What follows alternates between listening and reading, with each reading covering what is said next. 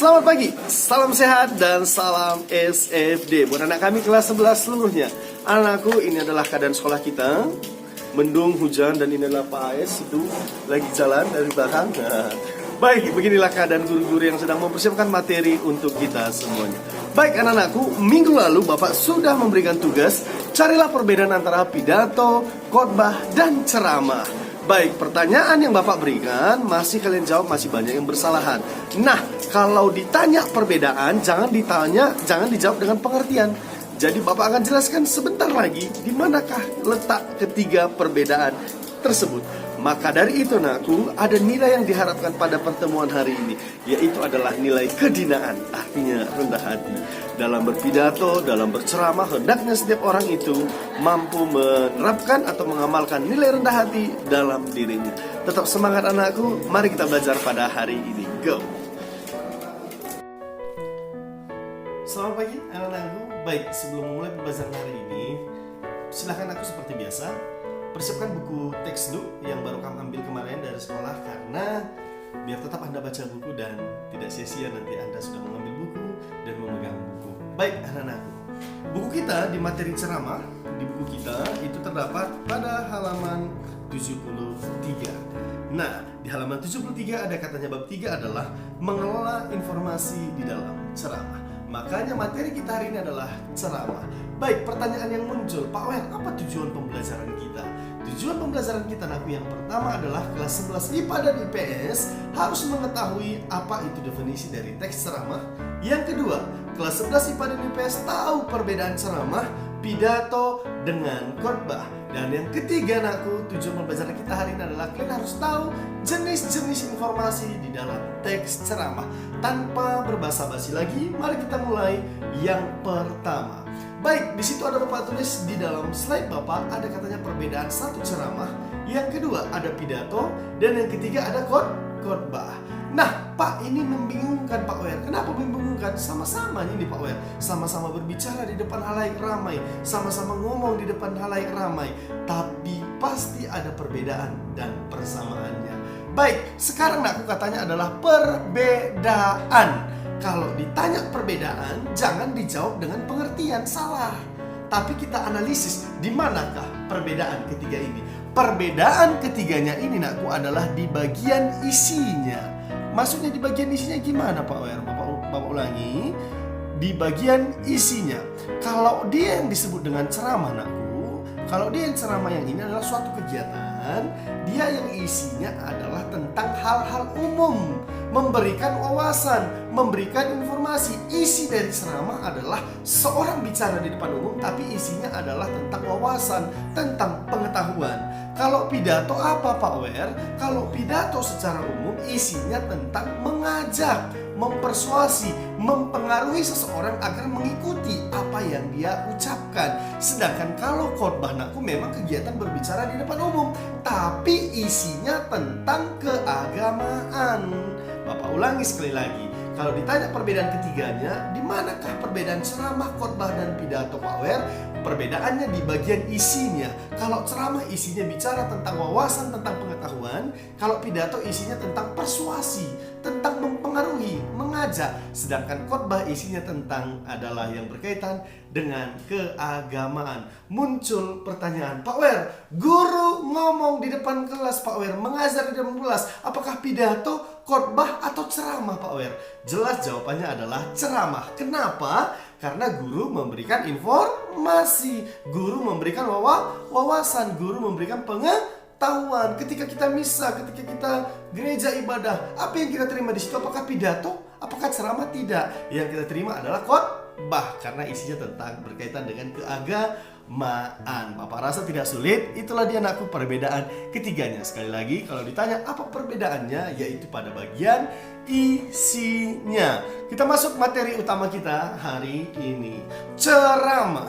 Teks ceramah adalah teks yang berisikan pemberitahuan atau penyampaian suatu informasi, baik pengetahuan umum maupun pengetahuan yang lebih spesifik katanya. Nah, di sini nakku ada katanya, ya, ceramah ini disampaikan oleh seseorang yang menguasai di bidangnya masing-masing atau oleh seorang pakar maupun melalui media elektronik ataupun digital. Jadi secara sederhana gini saja, ceramah ini adalah suatu kegiatan berbicara di depan halayak ramai dan seseorang itu memberikan suatu informasi, memberikan wawasan, dan seseorang itu adalah seorang ahli atau seorang pakar di bidang tersebut. Nah, itulah dia kegiatan ceramah. Makanya kalau guru mengajar di kelas itu disebut dengan ceramah, bukan pidato ataupun bukan khotbah. Baik, itu dia definisi dari ceramah. Kita lanjut aku yang kedua. Di sini yang di bagian yang kedua ini adalah teks ceramah. Apakah guru mengajar atau menerangkan suatu materi termasuk ceramah? Ya jelas, itu adalah ceramah karena guru memberikan wawasan. Guru juga memberikan informasi. Beda dengan khotbah, beda juga dengan pidato. Baik, jenis-jenis informasi dalam ceramah. Tolong aku silahkan buka buku teks dulu. Buku teks dulu itu ada di halaman 81. Semua silahkan Bapak tunggu 3 detik. 3-5 detik buka bukunya di halaman 81 aku. Di situ ada 5 tapi dalam bentuk format ada 4 dibuat. Yang pertama, jenis informasi berdasarkan fungsi. Yang kedua, jenis informasi berdasarkan format penyajian, lokasi peristiwa, dan yang keempat adalah bidang kehidupan. Nah, tadi sudah tujuan pembelajaran kita katanya kalian harus tahu definisi dari ceramah, sudah tahu. Yang kedua, tujuan pembelajarannya kalian harus tahu perbedaan ceramah dengan pidato dan khotbah, sudah. Dan inilah tujuan pembelajaran kita yang ketiga, kalian harus tahu jenis-jenis informasi di dalam ceramah. Kita mulai yang nomor 1, katanya apa? Informasi berdasarkan fungsi. Coba lihat semua bukunya aku di nomor 1 karena di situ yang lebih lengkap. Bapak baca sambil kamu ikutin baca di buku dulu. Informasi berdasarkan fungsi yaitu informasi yang bergantung pada materi dan juga kegunaan informasi. Yang termasuk informasi jenis ini adalah informasi yang menambah pengetahuan, informasi yang mengajari pembaca. Berarti informasi berdasarkan fungsi yang pertama dia tujuannya untuk menambah wawasan. Itu berarti fungsinya. Fungsi yang pertama adalah untuk menambah wawasan. Itulah informasi berdasarkan fungsi. Fungsi yang kedua bukan hanya menambah wawasan. Ternyata ceramah bukan hanya nambah wawasan. Ceramah juga bisa bersifat hayalan atau fiksi katanya di buku kita. Artinya dalam ceramah itu bisa menambah wawasan dan juga bisa menjadi sarana hiburan. Itulah yang dimaksud dengan informasi berdasarkan fungsi. Yang kedua anakku, informasi berdasarkan format penyajian. Sederhananya anakku, kayak manakah ceramah ini diberikan? Lewat apa? Melalui apa ceramah ini? Contoh ketika Pak Wery ngomong mengajar depan kelas, berarti Bapak di situ menyajikan lewat lisan atau lewat secara langsung. Tapi ada nggak ceramah Pak Wery yang kita tonton dari televisi? Ada, misalnya ceramah dari seorang profesor ini. Ketika kita menikmati ceramah dari profesor itu, kita menikmatinya melalui media elektronik namanya. Itu berarti penyajiannya tidak lisan, tapi dia lisan dan melalui media elektronik. Baik, kalau misalnya Pak Wery tulis sebuah ceramah, Bapak tulis, Bapak kasih sama kalian, baca ya anakku dan pahami isinya. Apakah format penyajiannya melalui lisan? Tidak, tapi format penyajiannya melalui bentuk tulisan. Jadi yang pertama tadi fungsinya adalah menambah wawasan, itu nomor 1. Yang kedua juga bisa sebagai sarana hiburan. Kalau yang kedua jenis-jenis informasinya adalah berdasarkan format penyajiannya. Kayak manakah penyajian ceramah ini? Apakah disampaikan secara langsung? Apakah melalui televisi? Apakah melalui YouTube? Ataukah melalui tulisan? Baik, yang ketiga, informasi berdasarkan lokasi peristiwa. Berarti ketika dalam ceramah ini, ketika nanti di dalam ceramah ini kita menyebutkan suatu daerah. Misalnya dalam ceramah kita menceramahi atau memberikan sebuah nasihat atau memberikan sebuah wawasan informasi mengenai kota Kabanjahe dan Brastagi. Berarti di situ ada informasi berdasarkan lokasi peristiwa. Yang terakhir, informasi berdasarkan bidang kehidupan. Kalau di buku kita katanya bidang-bidang yang biasanya dibedakan itu misalnya pendidikan, olahraga, musik, sastra, budaya, dan IT. Artinya informasi berdasarkan bidang kehidupan. Tema ceramah itu tentang apa? Itunya ini aku. Tema itu tentang olahraga. Berarti bidang yang dibahas di sini adalah bidang olahraga. Tema itu tentang pendidikan. Berarti bidang pendidikan lah yang kami bahas dalam ceramah ini. Jadi nggak sulit. Jadi jenis informasi ini ada 4 dalam teks ceramah. Fungsinya apa? Yang kedua, format penyajiannya kayak mana? Yang ketiga, lokasi peristiwanya di mana? Yang keempat, temanya bagaimana? Temanya tentang apa? Dan bidang kehidupan apa yang dibahas? Tugas munaku, carilah satu video ceramah carilah satu video ceramah ya, bukan pidato dan khotbah. Carilah satu video ceramah dan harus terbaru. Terbaru kita mulai dari bulan 9, kemarin masih bisa.